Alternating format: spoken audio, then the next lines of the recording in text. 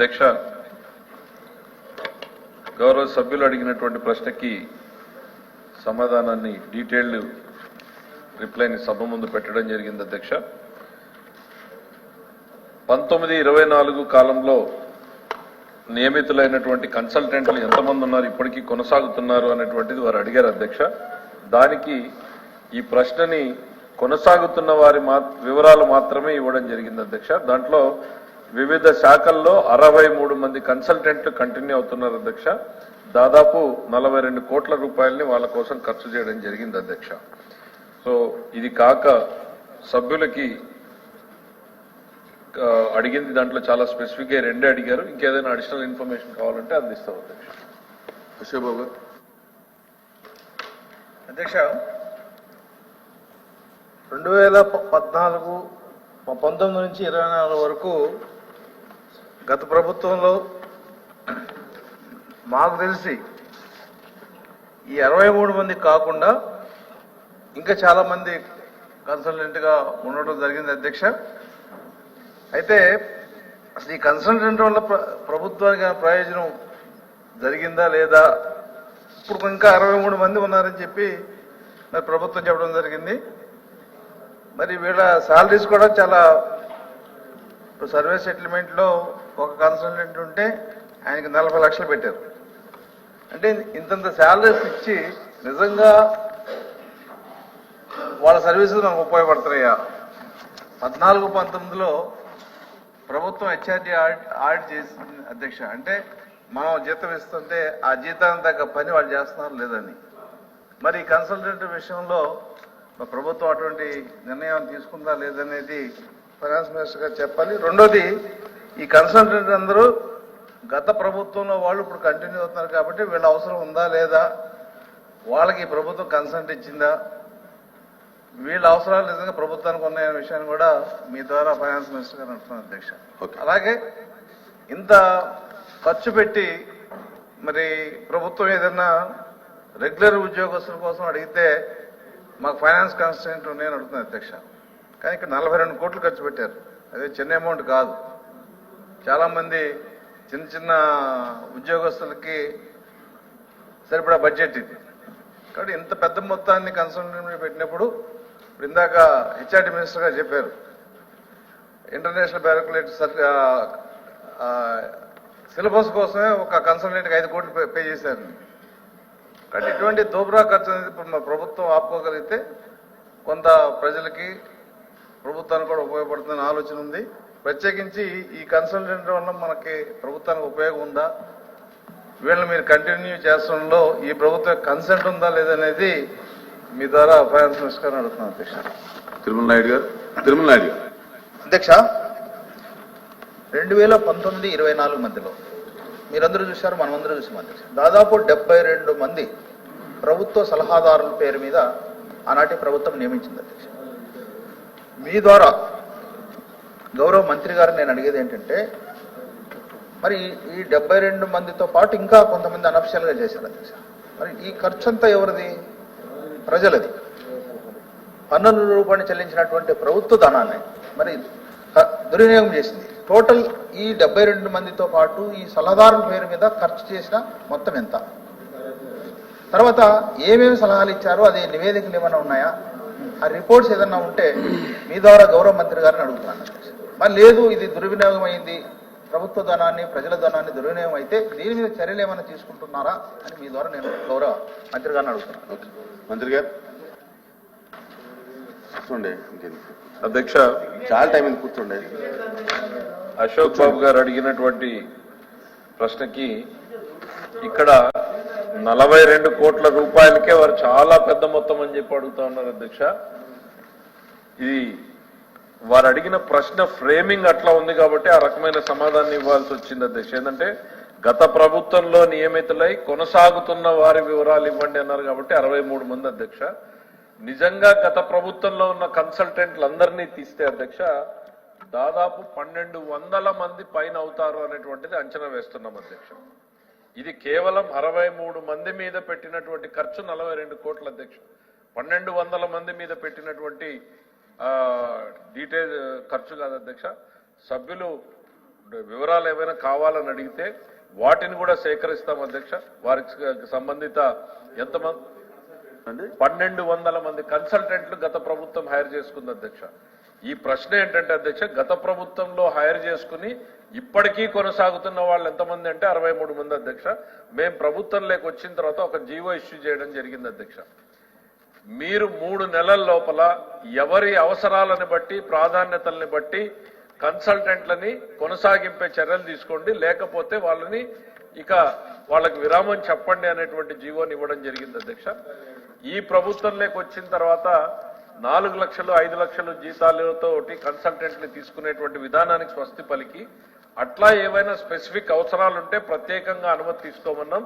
Normal కన్సల్టెంట్ల వ్యవహారం అంతా జాతీయ స్థాయిలో ఏదైతే రూల్స్ ఫాలో అవుతున్నారో 1,20,000, 1,50,000 వాళ్ళ గవర్నమెంట్ ఆఫ్ ఇండియా నామ్స్ ఏవైతే ఉన్నాయో అధ్యక్ష, ఆ నిబంధనల ప్రకారమే కన్సల్టెంట్లు తీసుకోవాలి అనేటువంటి ఆదేశాలు ఇవ్వడం జరిగింది. అన్ని శాఖల్లో కూడా గతంలో ఉన్నటువంటి వాళ్ళందరూ కూడా వాళ్ళకి తొలగించుకోవడము, లేకపోతే ఈ కొత్త నిబంధనల మేరకు హైర్ చేయడమో జరిగింది అధ్యక్ష. సాధ్యం ఉన్నంత ఖర్చుని తక్కువ చేసేటువంటి ప్రయత్నమే చేశామనేటువంటి చెప్తా ఉన్నాం. సంబంధిత ఎంతమంది ఉన్నారు అనేటువంటిది అశోక్ బాబు గారు అడిగారు. ఆ డీటెయిల్స్ గౌరవ సభ్యులకి తర్వాత పంపించడం జరుగుతుంది అధ్యక్ష. ఆడిట్ చేశారా అనంటే ప్రభుత్వం అయితే మాత్రం ఇంతవరకు అటువంటి చర్యలు చేయలేదు అధ్యక్ష. వారు కన్సల్టెంట్ చేసినటువంటి సేవలేంటి, దాని మీద ఎంత మేరకు ప్రయోజనం జరిగింది అనేటువంటి ఆడిట్ చేయలేదు అధ్యక్ష. ఎందుకు కొనసాగిస్తున్నారు అనంటే కొన్ని టెక్నికల్ ఫీల్డ్స్ లో కంటిన్యూటీ కోసం, సపోజ్ ఇప్పుడు ఎనర్జీ సెక్టర్ ఉంది, ఆ సెక్టర్లో ఇప్పుడు మార్చి మళ్ళీ సమస్యలు తెచ్చుకునే దానికన్నా కంటిన్యూటీ కోసం మనం పాత కన్సల్టెంట్ని కొన్ని శాఖల్లో వారి అవసరాలు ప్రాధాన్యత ఉంది అని సంబంధిత శాఖ రికమెండ్ చేసిన తర్వాతనే ఫైనాన్స్ వారికి కంకరెన్స్ ఇవ్వడం జరుగుతూ ఉంది. ఆ రకంగా ఈ 63 మంది కొనసాగుతున్నారు అనేటువంటిది ఈ సందర్భంగా గౌరవ సభ్యులకు తెలియజేస్తున్నారు అధ్యక్ష. మరి అట్లనే గౌరవ సభ్యులు బీటీ నాయుడు గారు సలహాదారుల గురించి 72 మంది సలహాదారుల గురించి అడిగారు అధ్యక్ష. ఇది కేవలం కన్సల్టెంట్లకు సంబంధించింది కాబట్టి దీంట్లో సమాధానాన్ని ఇప్పటికిప్పుడు ఇవ్వలేకపోతున్నాం అధ్యక్ష. తప్పకుండా ఆ సలహాదారులు ఎంతమంది ఉన్నారు, వారి మీద ఎంత ఖర్చు పెట్టింది గత ప్రభుత్వం, వారు ఏమైనా సలహాలు ప్రభుత్వానికి ఇచ్చారా లేదా అనేటువంటి విషయాన్ని కూడా సంబంధిత సభ్యుడికి మీ ద్వారా తెలియజేసేటువంటి ప్రయత్నం చేస్తాం అధ్యక్ష. థ్యాంక్ యూ అధ్యక్ష. అధ్యక్ష అంటే ఈ ఇష్యూ ప్రశ్న అయిపోయింది అనుకుంటాం. ప్రశ్న గురించి మాట్లాడుతున్నారా? నేను ప్రశ్న గురించి మాట్లాడట్లేదు. సరే మీరు మాట్లాడు తర్వాత మీరు మాట్లాడు. దానికి సంబంధించిన వివరాలు ఎక్స్పెండిచర్ కాస్త రిటర్న్ గా ఇమ్మని చెప్పి మీ ద్వారా ఫైనాన్స్ మినిస్టర్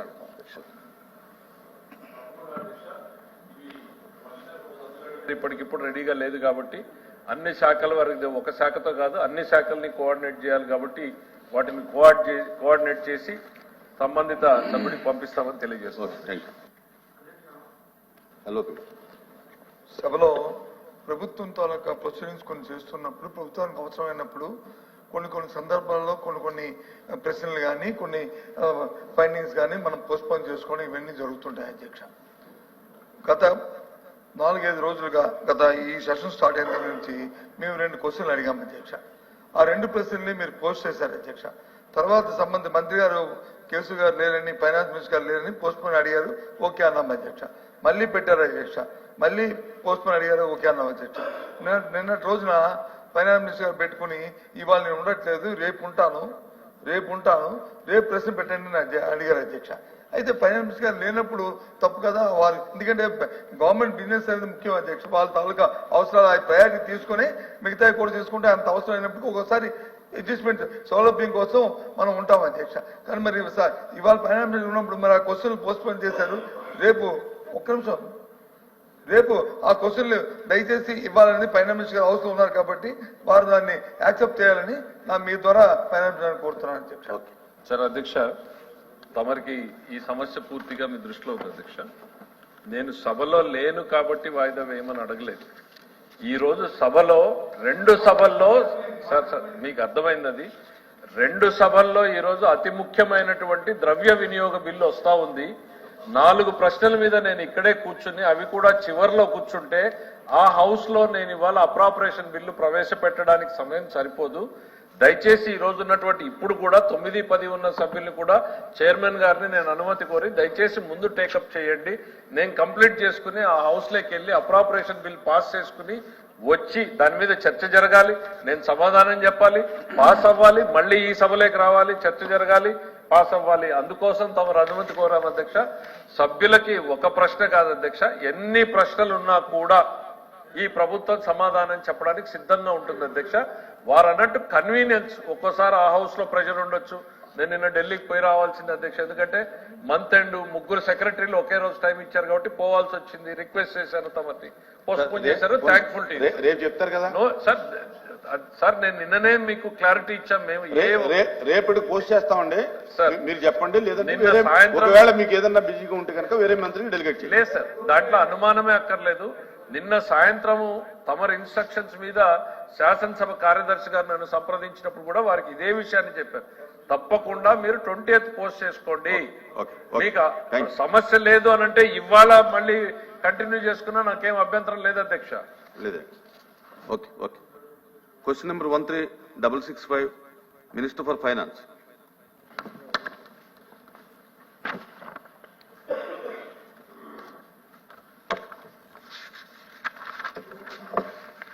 ఇది కాంట్రాక్ట్ ఉద్యోగుల సర్వీసు క్రమబద్ధీకరణ కోసం ప్రభుత్వం ఉత్తర్వులు జారీ చేసిన విషయం వాస్తవమేనా అంటే అధ్యక్ష, అవును అధ్యక్ష. ప్రభుత్వం మొత్తం 3,324 మంది కాంట్రాక్టు ఉద్యోగుల సర్వీసులను క్రమబద్ధీకరించడం జరిగింది. మిగిలిన కాంట్రాక్టు ఉద్యోగుల సర్వీసులను ఎప్పటిలోగా క్రమబద్ధీకరిస్తారు? ఈ విషయం ప్రభుత్వ పరిశీలనలో ఉంది అన్నటువంటి విషయాన్ని గౌరవ సభ్యుల దృష్టికి తీసుకెళ్తున్నాను అధ్యక్ష. లక్ష్మణ్ రావు. అధ్యక్ష, గత దశాబ్ద కాలంగా రాష్ట్ర విభజన తర్వాత కాంట్రాక్ట్ ఉద్యోగుల్ని రెగ్యులరైజేషన్ చేయాలని డిమాండ్ ఉంది అధ్యక్ష. 2014-19 మధ్య కూడా అది ఉంది అధ్యక్ష. అప్పట్లో ఒక మంత్రివర్గ ఉపసంఘాన్ని వేశారు, ఏం ముందుకెళ్ళదు. అయితే గత ప్రభుత్వం చట్టాన్ని చేసి కాంట్రాక్ట్ ఉద్యోగులను రెగ్యులరైజ్ చేయడం, ఆ చట్టానికి అనుగుణంగా జీవో నెంబర్ 114 విడుదల చేసి 10,117 మందిని రెగ్యులరైజ్ చేయడానికి అర్హులుగా గుర్తించారు అధ్యక్ష. 10,117 మంది. అయితే అందులో కేవలం 3,324 మంది, వాళ్ళలో ఎక్కువ భాగం మెడికల్ అండ్ హెల్త్ అధ్యక్ష. ఆ 3,324 మందిలో సుమారు 2,800 మంది మెడికల్ అండ్ హెల్త్ వాళ్ళు. అయితే అధ్యక్ష, మీ ద్వారా మంత్రి గారిని అడిగేది, ఈ 10,117 మందిలో గౌరవ విద్యాశాఖ మంత్రి గారు కూడా ఉన్నారు కాబట్టి 3,600 మంది government junior lecture contract junior లెక్చర్లు అధ్యక్ష, 700 మంది గవర్నమెంట్ డిగ్రీ లెక్చరర్లు అధ్యక్ష, 399 మంది గవర్నమెంట్ పాలిటెక్ కాంట్రాక్ట్ లెక్చరర్లు. అంటే ఇక్కడ సుమారు ఈ 10,117 మందిలో 5,400 మంది ఈ విద్యాశాఖతో లింక్ అయి ఉన్నారు అధ్యక్ష. ఎందుకని గౌరవ ఆర్థిక మంత్రి గారు ఉన్నారు, విద్యా మంత్రి గారు ఉన్నారు. నేను మీ ద్వారా వారిని అడగదలుచుకుంది, ఆ చట్టానికి కట్టుబడి జీవో నెంబర్ 114 కట్టుబడి ఈ ప్రభుత్వం వీళ్ళని భవిష్యత్తులో అంటే రాబోయే కాలంలో రెగ్యులరైజ్ చేయడానికి అవకాశం ఉందా అని మీ ద్వారా అడుగుతున్నాను. అవి గారు. గత ప్రభుత్వం ఎన్నికల నాడు హామీ ఇచ్చింది. ప్రభుత్వం పదవీ కాలం పూర్తయ్యే నాటికి రెగ్యులర్ క్రమబద్ధీకరణ కార్యక్రమం మొదలుపెట్టింది. మొదలు పెడితే అందులో మెడికల్ అండ్ హెల్త్ సంబంధించినటువంటి వాళ్ళు, అలాగే ట్రైబల్ వెల్ఫేర్లో ఉండేటువంటి ఒక 300 మంది దగ్గరగా రెగ్యులర్ చేయటం అనేది జరిగింది. మిగిలినటువంటి వాళ్ళు ఎక్కువ మంది కాంట్రాక్ట్ అధ్యాపకులు డిగ్రీ కాలేజీ, జూనియర్ కాలేజీలో ఉన్నారు. అంటే సార్ ఇక్కడ సమాధానంలో పరిశీలన చేస్తామని అంటున్నారు. నా మాట ఏమంటే, ఇతరేతర డిపార్ట్మెంట్స్ చాలా ఉన్నాయి, కానీ గత ప్రభుత్వం 10,117 లెక్కే చెప్పింది. మా సలహా ఏమంటే, ఒక 20 సంవత్సరాలు 30 రిటైర్మెంట్ ఎడ్జ్లో కూడా వచ్చేసారు. అలా ఇప్పుడు కాంట్రాక్ట్ అధ్యాపకులు చూసుకుంటే 47 మంది రిటైర్ అయిపోయారు. ఆల్రెడీ 60 సంవత్సరాలతో రిటైర్ అయిపోయారు. ఇంకా వాళ్ళకి రెగ్యులర్ చేసేటువంటి పరిస్థితి లేదు. అందువల్ల చివరి దశలోనైనా ఇన్నేళ్లు ప్రభుత్వ సేవలలో మనం పని చేయించుకున్నందుకు చివరి దశలోనైనా మమ్మల్ని రెగ్యులర్ చేయండి అనేటువంటిది ఆ కోరిక చాలా న్యాయమైంది. ఏ ప్రభుత్వంలో ఉన్నా ఆ ప్రభుత్వం పట్టించుకుని పరిష్కారం చేయాలి. ఒక ప్రభుత్వం కొంతవరకు చేసి రాబోయేటువంటి ప్రభుత్వం దాన్ని మానేస్తే అట్లా ఉండకూడదు సార్, ఏ నిర్ణయం కూడా అట్లా ఉండకూడదు. అందువల్ల అది ఉద్యోగుల కోణం నుంచి చూసినట్లయితే 10,117 మందిని రెగ్యులర్ చేయాలి. పరిశీలన అనేటువంటి మాటలు కాదు, రెగ్యులర్ చేయాలనేది మా రిక్వెస్ట్ ఈ ప్రభుత్వానికి చెప్తా ఉన్నాం. మిగిలినటువంటి వాళ్ళు కూడా న్యాయంగా ఏదైతే డిపార్ట్మెంట్స్లో ఉన్నటువంటి వాళ్ళు కూడా ఆ రెగ్యులరేషన్ ప్రక్రియ కొనసాగించాలని చెప్పి మా హంబల్ రిక్వెస్ట్ మీ ద్వారా మేడం. నమస్కారం అధ్యక్ష. అధ్యక్ష, గత ప్రభుత్వంలో కాంట్రాక్ట్ ఉద్యోగులను రెగ్యులర్ చేయమనేసి 114 జీవోను రిలీజ్ చేయడం అధ్యక్ష. అది కూడా 23/9/2023 విడుదల చేశారు అధ్యక్ష. ఈ ఉత్తర్వుల ప్రకారమే గత ప్రభుత్వంలో కొంతమందిని రెగ్యులర్ చేశారు అధ్యక్ష. మిగిలిన ఉద్యోగస్తులు కూడా రెగ్యులర్ చేయాలని మంత్రి గారిని కోరుతున్నాను అధ్యక్ష. ఎందుకంటే ఈ జీవో మీద కూడా ఒకసారి సమీక్ష చేసి ఎవరెవరు ఇందులో వర్తిస్తారు అని వాళ్ళు ఖచ్చితంగా రెగ్యులర్ చేయాలని కోరుతున్నాను అధ్యక్ష. మరి ముఖ్యంగా ఇప్పుడు ఎన్నో రిఫార్మ్స్ చేస్తున్నామని విద్యాశాఖలో ఎన్నో రిఫార్మ్స్ చేస్తున్నామంటున్నారు కదా అధ్యక్ష. వీటిని కూడా ఈ కాంట్రాక్ట్ లెక్చరర్స్ కూడా విద్యా వ్యవస్థలో పనిచేసి కాంట్రాక్ట్ లెక్చరర్స్ కూడా పాలిటెక్నిక్ కాలేజీలో ఉన్నారు, డిగ్రీ కాలేజెస్లో ఉన్నారు, అలాగే జూనియర్ కాలేజెస్లో ఉన్నారు. వీళ్ళు కాంట్రాక్ట్ ఉద్యోగస్తులు అధ్యక్ష. వీళ్ళకు ఖచ్చితంగా వీళ్ళను రెగ్యులర్ చేయాలని మంత్రి గారిని కోరుతున్నాను అధ్యక్ష. ధన్యవాదాలు అధ్యక్ష.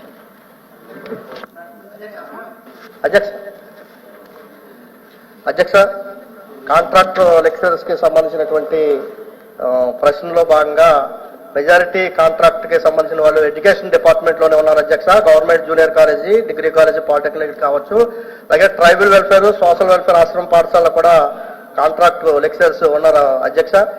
2014 ముందు రెగ్యులర్ చేయాలని చెప్పి జీవో 117 వచ్చింది అధ్యక్ష. దానికి సంబంధించి గౌరవ సభ్యులు మాట్లాడారు. 5 సంవత్సరాలు పూర్తయినటువంటి వాళ్ళు కూడా రెగ్యులర్ చేయాలనేది బాగుంటుందనేది నా ఉద్దేశం అధ్యక్ష. అదేవిధంగా రిటైర్మెంట్ ఏజ్ 60 సంవత్సరాలు ఉంది. వాళ్ళకేమో రెగ్యులరైజేషన్ లేదు, రిటైర్మెంట్ అయిన తర్వాత బెనిఫిట్స్ ఏమి లేవు కాబట్టి ఏజ్ ని 62 సంవత్సరాలు చేస్తే బాగుంటుందని అధ్యక్ష.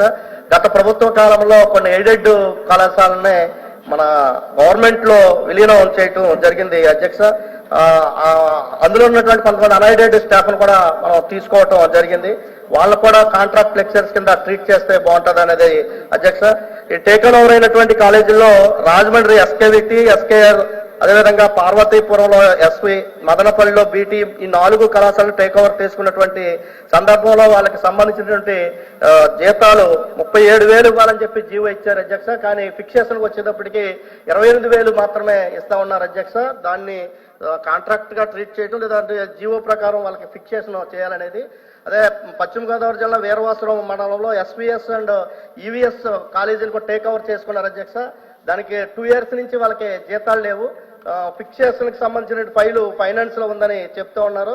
దాన్ని వెంటనే క్లియర్ చేసి 2 years నుంచి జీతాలు లేకుండా వాళ్ళ కాలేజీల్లో పనిచేస్తూ ఉన్నారు, వాళ్ళకి జీతాలు ఇప్పించే విధంగా చేయాలనేది అధ్యక్ష. అదేవిధంగా కాంట్రాక్ట్ లెక్చర్ కి సంబంధించినటువంటి రెన్యువల్ కూడా అధ్యక్ష షార్ట్ పీరియడ్ 10 రోజులు గ్యాప్ ఇచ్చి 12 నెలల్లో జీతాలు ఇచ్చే విధంగా చూడాలనేది అధ్యక్ష. అదేవిధంగా 2023-2024 మే పాలిటెక్నిక్ లెక్చర్స్ యొక్క జీతాలు చెల్లించలేదు అధ్యక్ష. వాళ్ళకి చెల్లించాలనేది. పాలిటెక్నిక్ కి సంబంధించి ఏపీఎస్సీలో 99 నియామకాలు జరపాలని చెప్పి ఇచ్చారు. దాంట్లో 309 కాంట్రాక్ట్ లెక్చర్స్ ఉన్నారు.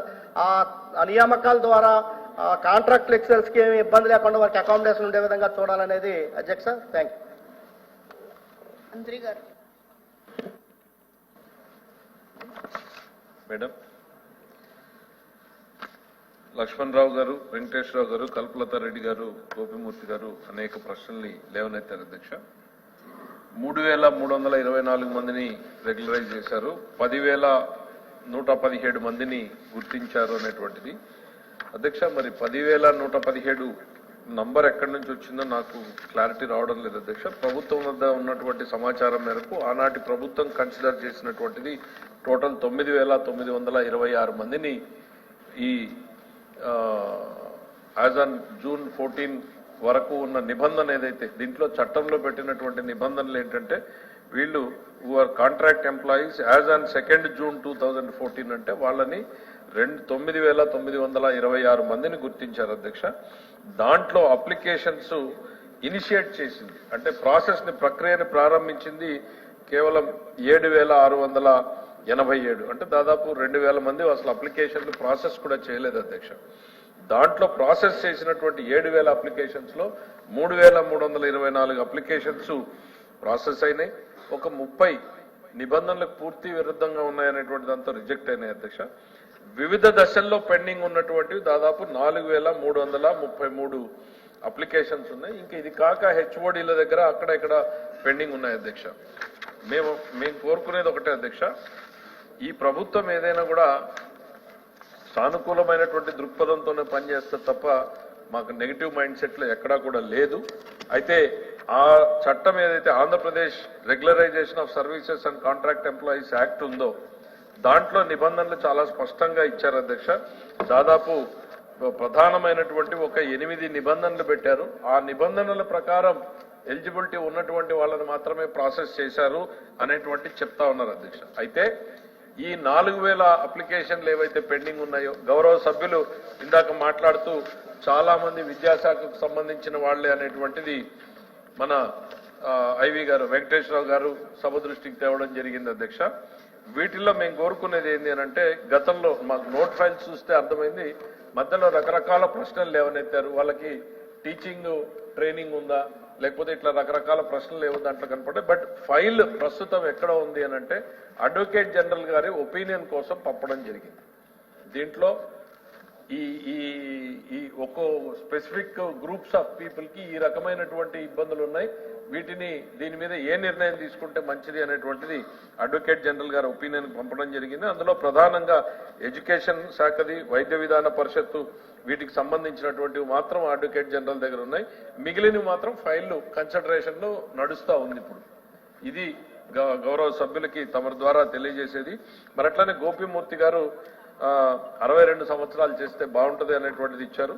ప్రభుత్వం వాటిని వారి సలహాని కూడా గమనంలోకి తీసుకుంటుంది అనేటువంటి విషయాన్ని తెలియజేస్తూ స్పెసిఫిక్ ఇష్యూస్ కొన్ని దృష్టికి తెచ్చారు. ఎయిడెడ్ కాలేజెస్ లో అన్ఎయిడెడ్ పర్సన్స్ ఉన్నారు, వాళ్ళ పరిస్థితి ఏంటి అనేటువంటిది దాన్ని కూడా ఎగ్జామిన్ చేసి తగినటువంటి నిర్ణయం తీసుకుంటానని తమ ద్వారా గౌరవ సభ్యులకు తెలియజేస్తున్నారు. Thank you.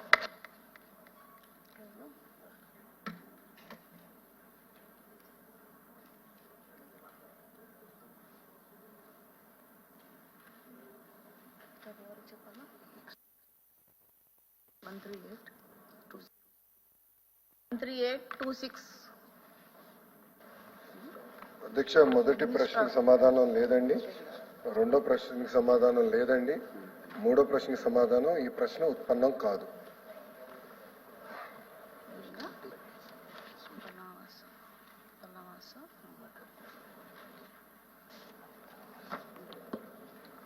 Honourable chairman ma'am, ఏదైతే మనకు ఒక ఇది ఉంది, ఆచరణలో ఉన్నటువంటి